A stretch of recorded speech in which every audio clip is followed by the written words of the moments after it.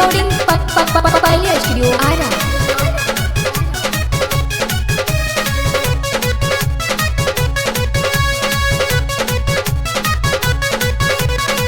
पहिला मिलन बाय सोना झारी दो तू कोना कोना। अरे रची आईना सटी के तू धोल थोरा रग रसिला बट पलोढ़ा।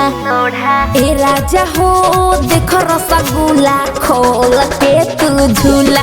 ए राजा हो देख रसगुल्ला खोल के तू झूला।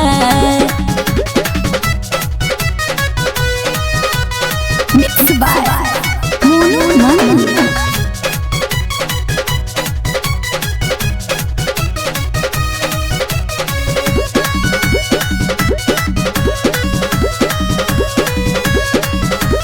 नून पैसा तेल पैसा पैसा ले लो पैसा। अरे सब दे दे बाकी रजो के ना दे। नून पैसा तेल पैसा पैसा ले लो पैसा। आय हाय पैसा ले लो पैसा। कह कैसे दिहिए सखी मोर दया अपन पैसा। कह कैसे दिहिए सखी रजऊ के पैसा।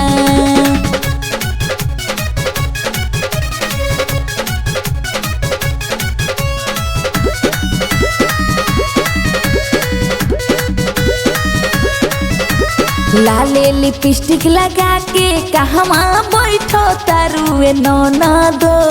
तहार सब बुझतानी ठीक बानो। लाले लिपस्टिक लगा के कहवा बैठो तारुए ननदो। अरे बैठो तारुए ननदो। कौना यार पफौ पतारु की ओइठो तारुए ननदो। कौना यार पफौ कहतारु की ओइठो तारुए ननदो। अरे कौना यार पफौ कहतारु।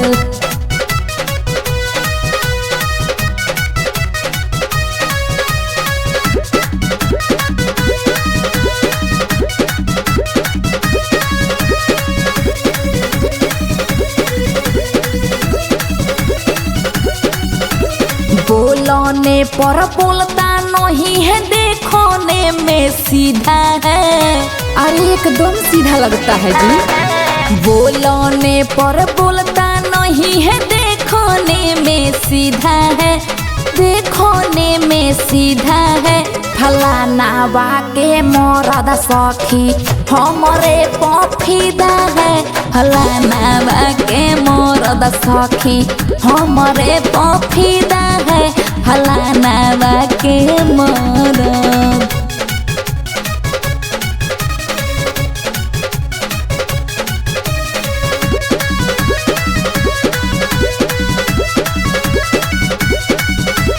रहलू कुंवार त घुमलू हजार गली हो। अब ढेर पवित्र मत बना। रहलू कुंवार त घुमलू हजार गली हो। ए भौजी हजार गली हो। तय बयावते ससुरवा भइलू भातार वाली हो।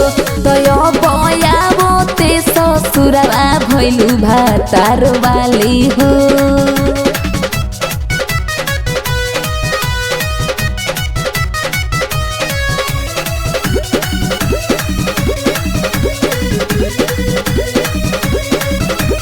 होके अकेला खेले खेल पूछ तो देवरू।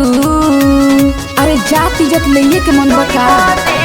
होके अकेला खेले खेल पूछ तो देवरू। हाँ पिटब देवरू। तो गाँव के लड़की संगे फसल बाड़ा कटब देवरू। तो गाँव के लड़की संगे फसल बाड़ा कटब देवरू। पहिला मिलन बाय सोना झारी दो तू कोना कोना। अरे रची आई